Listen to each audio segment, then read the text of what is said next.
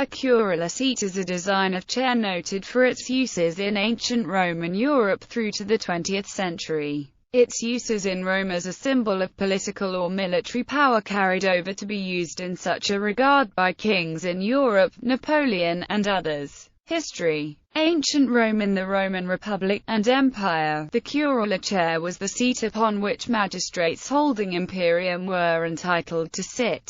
This includes dictators, magistri equitum, consuls, praetors, censors, curule, and the pro-magistrates, temporary or de facto holders of such offices. Additionally, the flamen of Jupiter was also allowed to sit on a curule seat, though this position did not hold imperium. Livy writes that the three flamens maiores or high priests of the archaic triad of major gods were each granted the honor of the curule chair. According to Livy, the curule seat, like the Roman toga, originated in Etruria, and it has been used on surviving Etruscan monuments to identify magistrates. However, much earlier stools supported on a cross frame are known from the New Kingdom of Egypt. One of the earliest recorded examples of the curule chair was in 494 BC, when the honor of a curule chair in the Circus Maximus was awarded to the Roman dictator Manius Valerius Maximus as a result of his victory over the Sabines.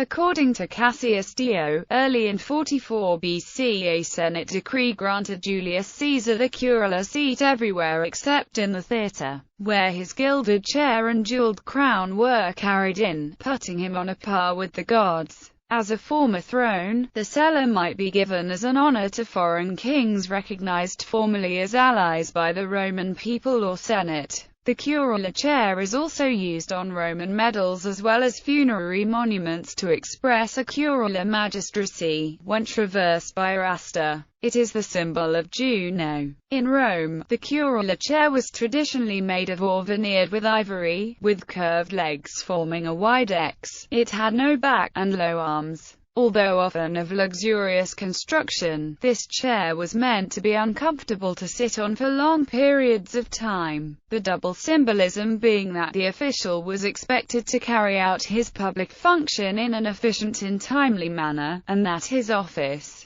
being an office of the Republic, was temporary, not perennial. The chair could be folded, and thus was easily transportable. This accords with its original function for magisterial and pro-magisterial commanders in the field. It developed a hieratic significance, expressed in fictive curule seats on funerary monuments, a symbol of power which was never entirely lost in post-Roman European tradition. 6th century, consuli ivory diptychs of Orestes and of Constantinus each depict the consul seated on an elaborate curule seat with crossed animal legs. Other uses along the Silk Road. The folding seat of the Eastern Roman Empire made its way to China, where in various forms including the huqiang, the barbarian bed, it transformed the dress, architecture and lifestyle of the Chinese. In Han China, the folding chair made its first literary mark in the 2nd century AD, used out of doors in a military rather than domestic setting, and from the way it was addressed in a poem by Yu Jiawu, written about 552 by the name handed down Yue from a foreign region coming into China, and being used in the capital with legs leaning. Your frame adjusts by itself with limbs slanting your body levels by itself.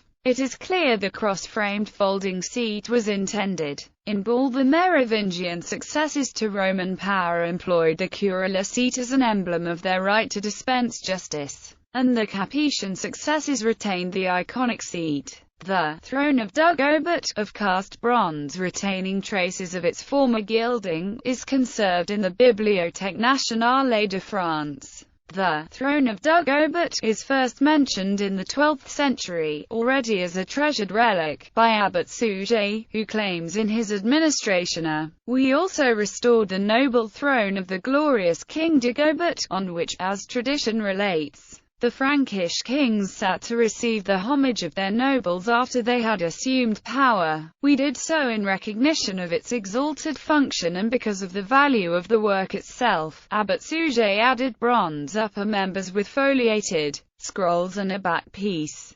The Throne of Dagobert was coarsely repaired and used for the coronation of Napoleon. In the 15th century, a characteristic folding chair of both Italy and Spain was made of numerous shaped cross-framed elements, joined to wooden members that rested on the floor and further made rigid with a wooden back. 19th-century dealers and collectors termed these «Dante chairs» or «Savonarola chairs», with disregard to the centuries intervening between the two figures. Examples of Curule seats were redrawn from a 15th-century manuscript of the Roman de Renaud de Montalban and published in Henry Shaw's Specimens of Ancient Furniture. The 15th or early 16th century Curule seat that survives at York Minster, originally entirely covered with textiles, has rear members extended upwards to form a back between which a rich textile was stretched. The cross-framed armchair, no longer actually a folding chair, continued to have regal connotations. James I of England was portrayed with such a chair, its framing entirely covered with a richly patterned silk damask textile, with decorative nailing, in Paul van Sommer's portrait. Similar early 17th-century cross-framed seats survive at Knowle, perquisites from a royal event. The photo of actor Edwin Booth's Hamlet poses him in a regal cross-framed chair, considered suitably medieval in 1870. The form found its way into stylish but non-royal decoration in the archaeological second phase of neoclassicism in the early 19th century. An unusually early example of this revived form is provided by the large sets of richly carved and gilded pliants forming part of long sets with matching tabouret delivered in 1786 to the royal chateau of Compiègne and Fontainebleau. With their imperial Roman connotations, the backless Curule seats found their way into furnishings for Napoleon, who moved some of the former royal pliants into his state bedchamber at Fontainebleau. Further examples were ordered, in their newest empire taste.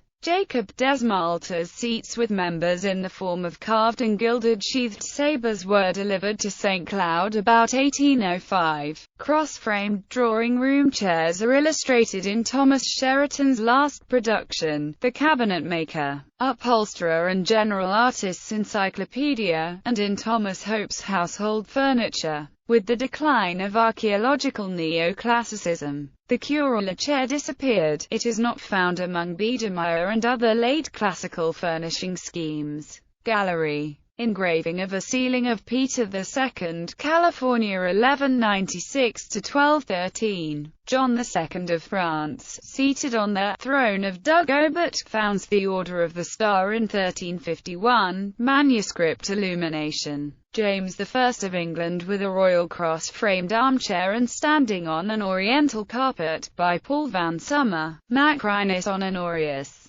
On the reverse, the Emperor and his son are sitting on their Curule chairs. The American actor Edwin Booth's Hamlet, seated in a Curule chair. 1870.